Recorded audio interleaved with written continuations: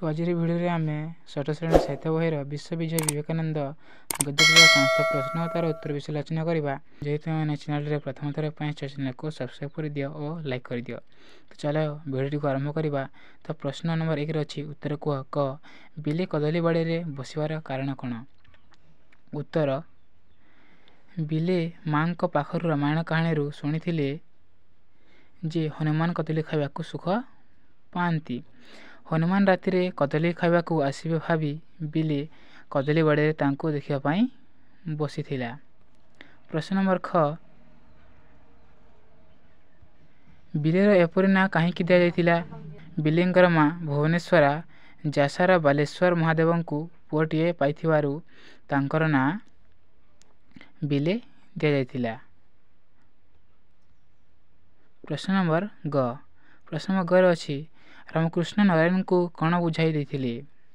उत्तर रामकृष्ण नारायण को बुझाई देथिले जे पृथ्वी रे सब धर्म समान, मानवर सेवा ही भगवान प्रकृत पूजा। प्रश्न नंबर घ नारायण निज परिवार दायित्व किपरि संभाली थिले। उत्तर नारायण शिक्षकता करी निज परिवार दायित्व संभाली थिले। कौन करी शिक्षकता करी, किंतु सब बेले अभाव असुविधा सबू लगी रही। प्रश्न नंबर वन प्रश्न नंबर वन रे अच्छी नारायण निज जीवन लक्ष्य को किपरि ग्रहण करथिले। उत्तर रामकृष्ण को आदर्श रे अनुप्राणित होई जनसेवा को ही नारायण निज जीवन लक्ष्य भाव में ग्रहण कले। प्रश्न नंबर 2 प्रश्न नंबर 2 रे अच्छी विश्व धर्मसभा अमेरिकार क्यों स्थान रे होइथिला। कर अच्छी विश्व धर्मसभा अमेरिकार क्यों स्थान रे होइथिला। उत्तर अमेरिकार चिकागो शहर रे विश्व धर्मसभा होइथिला। प्रश्न नंबर ख विवेकानंद श्रोता मानक किपरि मंत्रमुग्ध कले। उत्तर विवेकानंद सर्वप्रथमे श्रोता मानक भाई और भौणी बोली संबोधन करथिले। कौन कही भाई और भौणी माने कही संबोधन करथिले। तापरे भारतीय धर्म और दर्शन हिंदू धर्मर विशेषत्व और विश्व भातृत्वर बाणी इत्यादि चमत्कार भाव में बुझाई दे विवेकानंद श्रोता मानक मंत्रमुग्ध करथिले। प्रश्न नंबर ग प्रश्न नंबर ग अच्छी पंडित माने ताहांको मानव जातिर अलंकार बोली कहीं कही। उत्तर विवेकानंद भारतीय धर्म और दर्शन हिंदू धर्मर विशेषत्व विश्व भातृत्वर बाणी विश्व धर्मसभा चमत्कार भाव बुझाई देथिले। सब मनीष ईश्वर संतान, समस्ते भाई भाई, मानवर सेवा ही ईश्वर सेवा, यह से बुझाई देथिले। एभली कथा शुणी पंडित माने तांको मानव जातिर अलंकार बोली कही। प्रश्न नंबर घ प्रश्न नंबर घर अच्छी रामकृष्ण मिशन अनुष्ठान टी कि लोकहितकर कार्य करुछि। उत्तर 1897 मसीह विवेकानंद रामकृष्ण मिशन नामक सेवा अनुष्ठान टी गठन करथिले। केते मसीह 1897 मसीह रामकृष्ण मिशन नामक एक अनुष्ठान गठन करथिले। यह अस्पृश्यता निवारण, नारी शिक्षार प्रसार, सांप्रदायिक सद्भाव रक्षा और दरिद्र मानक सेवा कार्य करुछि। प्रश्न नंबर 1 विवेकानंद सारा विदेश में क्यों वार्ता प्रचार करथिले।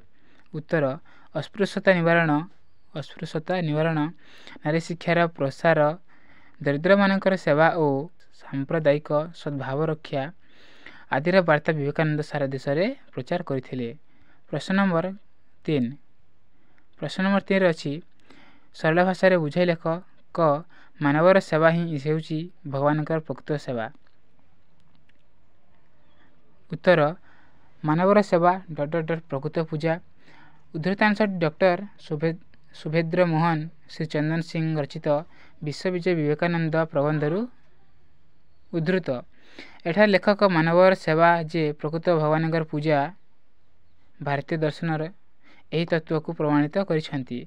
विवेकानंद जड़े प्रतिभावान छात्र थिले। से पाठ्यपुस्तक व्यतीत अन्यान्य बहु पुस्तक से पढ़ी। बयस बढ़िया सहित विभिन्न विषय तांका मन रे अनेक प्रश्न जात है। श्री रामकृष्ण साक्षात होता क्या सहित श्री ରାମକୃଷ୍ଣଙ୍କ ସହିତ ତାଙ୍କର ସାକ୍ଷାତ ହୋଇଥିଲା। ସେ ତାଙ୍କ ମନରେ ଜାତ ହୋଇଥିବା ସମସ୍ତ ପ୍ରଶ୍ନର ସମାଧାନ କରିଦେଇଥିଲେ। ପୃଥିବୀରେ ସବୁ ଧର୍ମ ସମାନ ଏବଂ ମାନବର ସେବା ହିଁ ଈଶ୍ୱରଙ୍କ ସେବା ବୋଲି ପୂଜା ମାନବର ସେବା ହିଁ ଭଗବାନଙ୍କ ପ୍ରକୃତ ପୂଜା ବୋଲି ସେ ବୁଝାଇ ଦେଇଥିଲେ। କିଏ? ଶ୍ରୀରାମକୃଷ୍ଣ। ପରବର୍ତ୍ତୀ ଜୀବନରେ ହୋଇ ସେ ଜନସେବାକୁ ହିଁ ଜୀବନର ବ୍ରତ ଭାବେ ଗ୍ରହଣ କରିଥିଲେ। ଚିକାଗୋଠାରେ ଅନୁଷ୍ଠିତ ହୋଇ ବିଶ୍ୱ ଧର୍ମସଭାରେ ମଧ୍ୟ ମାନବ ସେବା ହିଁ ଈଶ୍ୱରଙ୍କ ସେବା ବୋଲି ବୁଝାଇ ଦେଇଥିଲେ।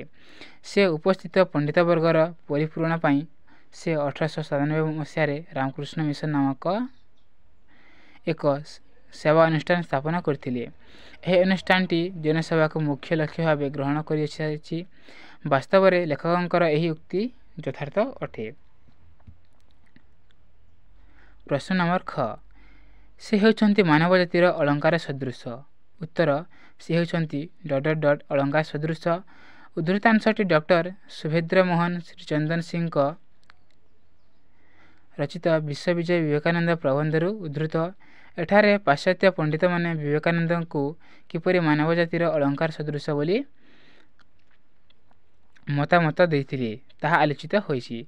1893 ମସିହା ସେପ୍ଟେମ୍ବର 11 ତାରିଖରେ ଆମେରିକାର ଚିକାଗୋ ସହରରେ ବିଶ୍ୱଧର୍ମ ସଭାର ଆୟୋଜିତ ହୋଇଥିଲା।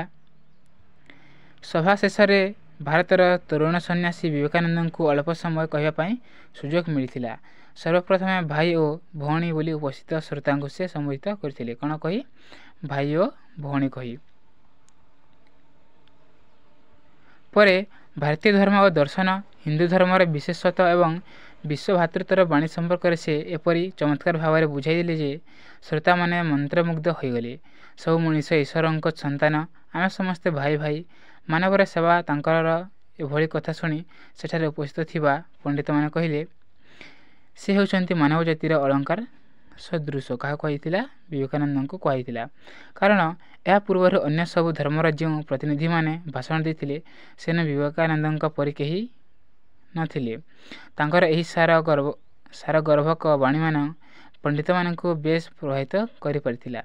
ବାସ୍ତବରେ ଲେଖକଙ୍କର ଏହି ବକ୍ତବ୍ୟ ଯଥାର୍ଥ ଅଟେ। ପ୍ରଶ୍ନ ନମ୍ବର 4। ହନୁମାନ ଅମର ହନୁମାନ କଦଳୀ ଖାଇବାକୁ ସୁଖ ପାଆନ୍ତି। ଏଥିରେ ଦ୍ୱିତୀୟ ବାକ୍ୟରେ ହନୁମାନ ବଦଳରେ ସେ ବସାଇଲେ ବାକ୍ୟଟି ଶୁଣିବାକୁ ଭଲ ଲାଗିବ। ଏହି ସେ ହେଉଛି ଏକ ସର୍ବନାମ ପଦ। ନିମ୍ନରେ ଥିବା ରେଖାଙ୍କିତ ପଦ ସ୍ଥାନରେ ଉପଯୁକ୍ତ ସର୍ବନାମ ବ୍ୟବହାର କରି ବାକ୍ୟଗୁଡ଼ିକୁ ସଜାଡ଼ି ଲେଖ। ଉତ୍ତର, ନରେନ୍ଦ୍ର ଛାତ୍ର ଭାବରେ ଥିଲେ ବିଚକ୍ଷଣ। ଅତି ସହଜରେ ପାଠ ସବୁ ନରେନ୍ଦ୍ରଙ୍କର ମନେ ରହିଯାଉଥିଲା।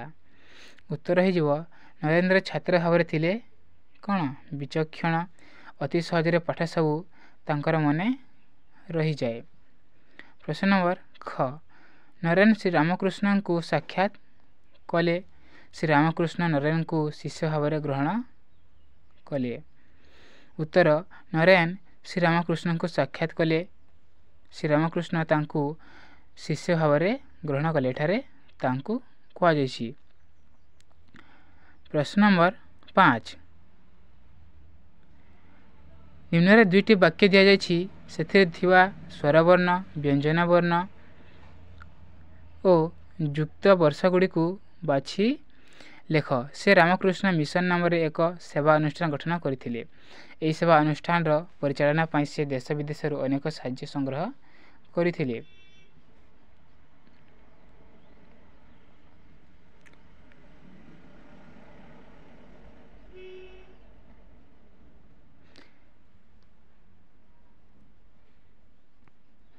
ସ୍ୱରବର୍ଣ୍ଣ, ବ୍ୟଞ୍ଜନ ବର୍ଣ୍ଣ, ଯୁକ୍ତ ବର୍ଣ୍ଣ। ସ୍ୱରବର୍ଣ୍ଣ ହୋଇଯାଉଛି ସ୍ୱରବର୍ଣ୍ଣ ଏ, ଅ, ଇ, ଉ, ଆ।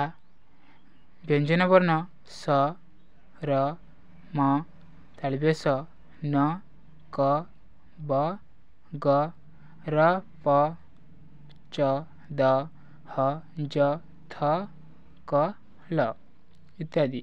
ଓ ଯୁକ୍ତ ବର୍ଣ୍ଣ ହେଉଛି କୃ, ସ୍ନ, ସୃ, ସଂ, ଗ୍ର। ପ୍ରଶ୍ନ ନମ୍ବର 6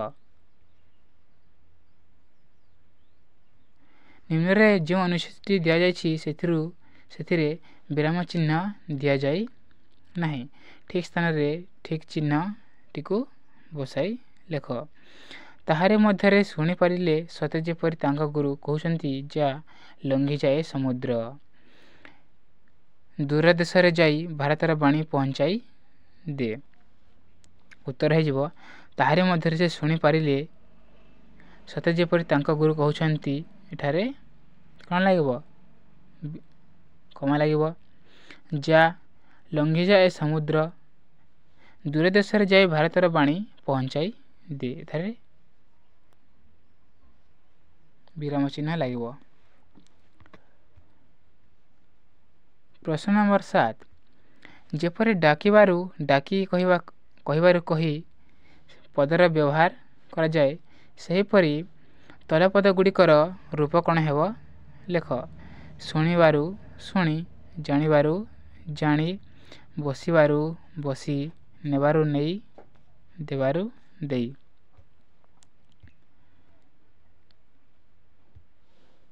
ଖାଇବାରୁ ଖାଇ, ଦେଖିବାରୁ ଦେଖି, କରିବାରୁ କରି, ପଢ଼ିବାରୁ ପଢ଼ି।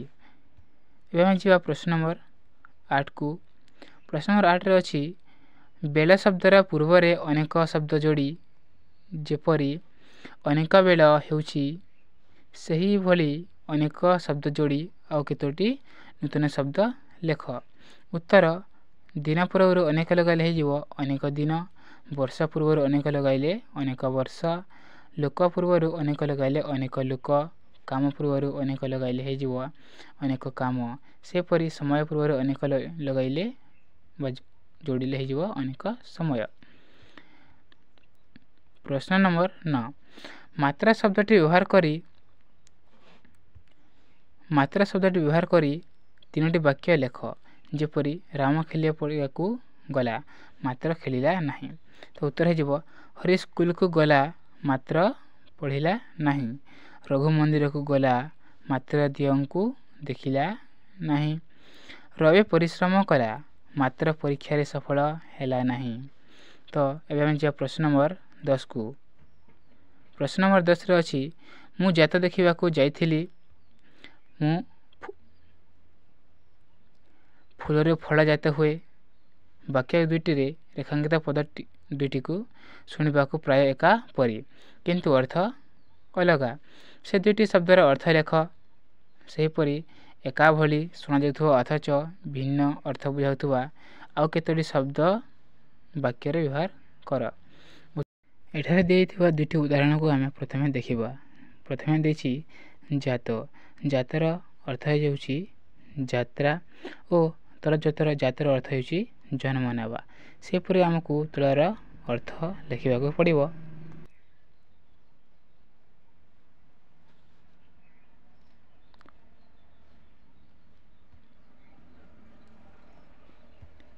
ସେହିପରି କହର୍ଷ କୂଳ କୂଳର ଅର୍ଥ ବଂଶ। କଦୀର୍ଘ କୂଳର ଅର୍ଥ ତଟ। ଗୁଣୀର ଅର୍ଥ ତନ୍ତ୍ରବିଦ୍ୟା। ଗୁ ଅଣଦୀର୍ଘଇଣୀ ଗୁଣୀର ଅର୍ଥ ଗୁଣବାନ। ଚୂଡ଼ା ଚୂଡ଼ାର ଅର୍ଥ ଖାଦ୍ୟ ବିଶେଷ୍ୟ। ଚଦୀର୍ଘ ଚୂଡ଼ା ଚୂଡ଼ାର ଅର୍ଥ ଅଗ୍ରଭାଗ। ଚିରର ଅର୍ଥ ଦୀର୍ଘକାଳ। ଚଦୀର୍ଘ ଚିରର ଅର୍ଥ ଚିରା।